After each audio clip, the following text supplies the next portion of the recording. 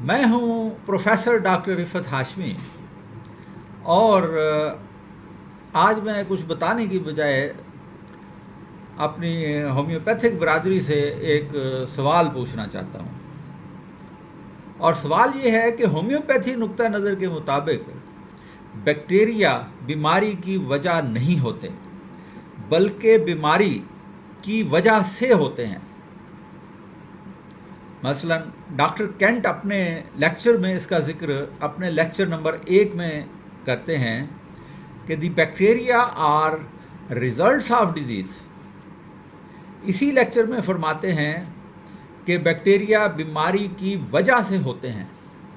They are the outcome of the disease are present whenever the disease is, and by the microscope it has been discovered that every pathological result has its corresponding bacteria۔ Lecture number 3 میں فرماتے ہیں کہ it is not from external things that man becomes sick, not from bacteria nor environment, but from the causes in himself۔ آگے lecture number 5 میں فرماتے ہیں کہ ایلوپیتھس are really taking the sequence for the consequence, thus leading to a false theory, the bacteria theory. You may destroy the bacteria and yet not destroy the disease.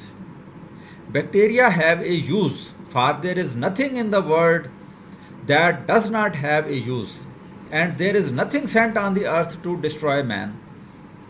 The bacteria theory would make it appear that the all-wise creator has sent the microorganisms here to make man sick۔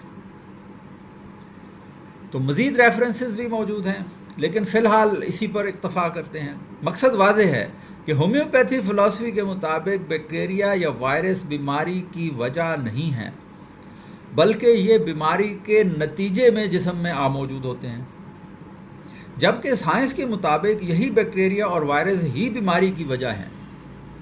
اور اب تو virus سے بھی چھوٹے particle دریافت ہو گئے ہیں جو پرائیونز کہلاتے ہیں، اور یہ انفیکٹس ڈیزیزز کاز کرتے ہیں۔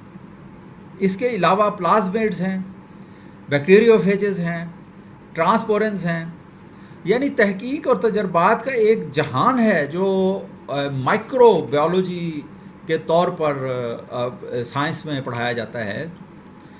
اس میں انتہائی تفصیل کے ساتھ بیکٹیریا کی ساخت بتائی جاتی ہے، اس کی سیل وال کس چیز کی بنی ہوئی ہے، سیل وال پر کون سا اینٹی بائیوٹک اثر کرتا ہے، وائرس کس طرح سے ایک نان ویرولنٹ بیکٹیریا کو ویرولنٹ بیکٹیریا میں کنورٹ کر دیتے ہیں، اور پھر کس طرح سے ٹاکسنز پروڈیوس کرتے ہیں، اور کس طرح سے بیماری جو ہے وہ پیدا ہوتی ہے۔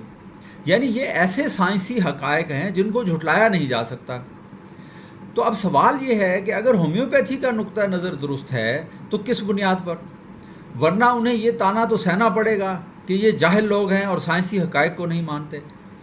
اور اگر ہومیوپیتھی کا نظریہ غلط ہے تو پھر اسے اپنے لٹریچر سے نکالنا چاہیے، اور ایلوپیتھی کی طرح اینٹی بائیوٹکس کا استعمال، اینٹی وائرل ڈرگز کا استعمال اور ویکسینیشن کا راستہ اختیار کرنا چاہیے۔ اگر ہومیوپیتھی اس اصول کو مان لے تو پھر ہومیوپیتھی کے پلے کیا رہ جائے گا؟ اینٹی بائیوٹکس کے استعمال کے ساتھ اگر چند اور گروپ آف میڈیسنز ایڈ کر لیا جائے تو پھر مزے سے ایلوپیتھی پریکٹس کی جائے۔ تو سوال یہ ہے کہ کیا بیکٹیریا اور وائرس بیماری کی وجہ ہیں، یا بیکٹیریا اور وائرس بیماری کے نتیجے میں جسم میں موجود ہوتے ہیں؟ تو یہاں سے ایک اور لاجیکل سوال پیدا ہوگا جو کہ عام مشاہدہ بھی ہے اور تجربات سے بھی ثابت ہے، کہ جب ایک غیر بیمار شخص کو کے جسم میں کسی بیماری کے بیکٹیریا یا وائرس داخل کر دیے جائیں تو وہی بیماری اس کو ہو جائے گی، جو اس بات کا ثبوت ہے کہ یہی بیکٹیریا اور وائرس ہی بیماری پیدا کرتے ہیں۔ اور دوسرا ثبوت یہ ہے کہ اگر ان بیکٹیریا کو اینٹی بائیوٹکس ڈرگس کے ذریعے یا اینٹی وائرل ڈرگس کے ذریعے تلف کر دیا جائے تو وہ بیماری ٹھیک بھی ہو جاتی ہے۔ تو ان تمام ثبوتوں کے ہوتے ہوئے ہومیوپیتھک فلسفی اور تھیوری کی کیا حقیقت رہ جاتی ہے؟